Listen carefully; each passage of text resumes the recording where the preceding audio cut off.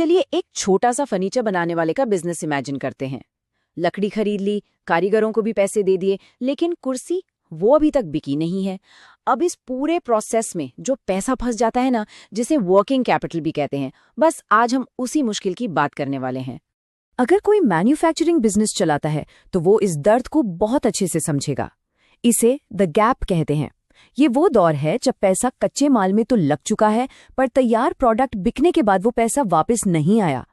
सच कहूं तो ये हर छोटे मैन्युफैक्चरिंग बिजनेस की रोज की कहानी है।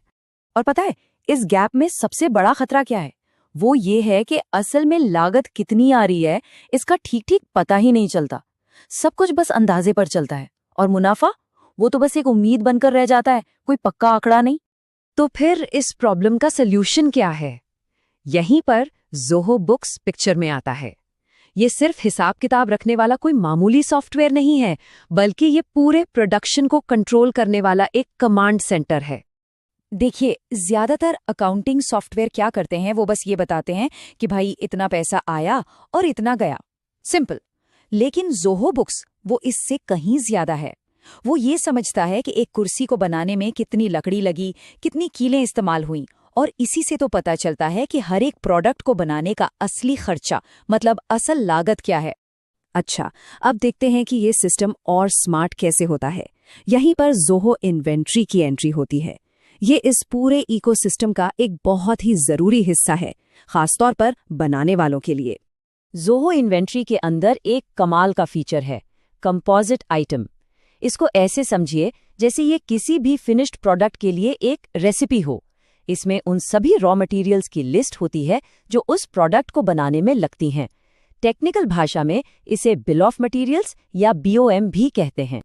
अब जरा इस टेबल को देखिए। इसे बनाने में सिर्फ एक टेबल टॉप और 4 पैर नहीं लगते, बल्कि 16 स्क्रू और थोड़ा सा वार्निश भी लगता है। ज़ोहो इन्वेंट्री इन सभी छोटी छोटी चीजों का हिसाब रखता है। यही तो है बिल ऑफ मटेरियल्स की असली पावर। अब सोचिए काम कितना आसान हो गया। बस एक क्लिक करना है बंडल, और सिस्टम अपने आप कच्चे माल के स्टॉक से सामान कम कर देगा और तैयार टेबल को स्टॉक में जोड़ देगा। मतलब अब हाथ से गिनती करने की या अंदाजा लगाने की कोई जरूरत नहीं, सब कुछ ऑटोमेटिक। देखिए, जैसे जैसे बिजनेस बढ़ता है जरूरतें भी बदलती हैं। तो अब सवाल ये है कि इस इकोसिस्टम को अपनी खास जरूरतों के हिसाब से और कैसे बड़ा बनाया जा सकता है। तो एक मजबूत सिस्टम बनाने के लिए क्या क्या चाहिए? ज़ोहो बुक्स पैसों का सारा हिसाब रखेगा, इन्वेंट्री, कच्चे माल और तैयार माल पर नजर रखेगा। क्रिएटर से अपनी जरूरत के हिसाब से छोटे छोटे ऐप्स बना सकते हैं। CRM सेल्स को प्रोडक्शन से जोड़ेगा, और एनालिटिक्स बताएगा कि बिजनेस असल में कर कैसा रहा है। ज़ोहो क्रिएटर की सबसे बड़ी खूबी जानते हैं क्या है? इसके जरिए वर्कशॉप के लिए छोटे छोटे सिंपल ऐप्स बनाए जा सकते हैं, जैसे कि कारीगरों ने कितने घंटे काम किया ये ट्रैक करने के लिए, या फिर क्वालिटी चेक के लिए। और सबसे अच्छी बात, ये सारा डेटा सीधा आपके फाइनेंशियल अकाउंट्स में चला जाता है। तो इन सब चीजों को आपस में जोड़ने का असली फायदा क्या है? फायदा ये है कि बिजनेस की हर एक चीज पर पूरी तरह से नजर रहती है, बिल्कुल साफ साफ, एक एक पैसे का हिसाब और एक एक सामान की पूरी जानकारी। अब जरा इस स्लाइड को देखिए, ये बहुत इंटरेस्टिंग है। अंदाजे से लग रहा था कि भाई एक टेबल बनाने में मान लीजिए $55 का खर्चा आता है ना?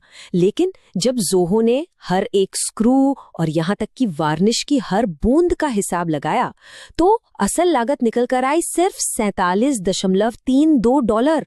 अब ये जो फर्क है ना, ये छोटा मोटा नहीं है। यही इस पूरे सिस्टम की असली पावर है। और इसका सीधा मतलब ये है कि अब मुनाफे की सिर्फ उम्मीद नहीं की जाती, बल्कि ये ठीक ठीक पता होता है कि हर एक चीज को बेचने पर कितना मुनाफा हो रहा है। ये अंदाजे पर बिजनेस चलाने और डेटा के आधार पर बिजनेस चलाने के बीच का फर्क है।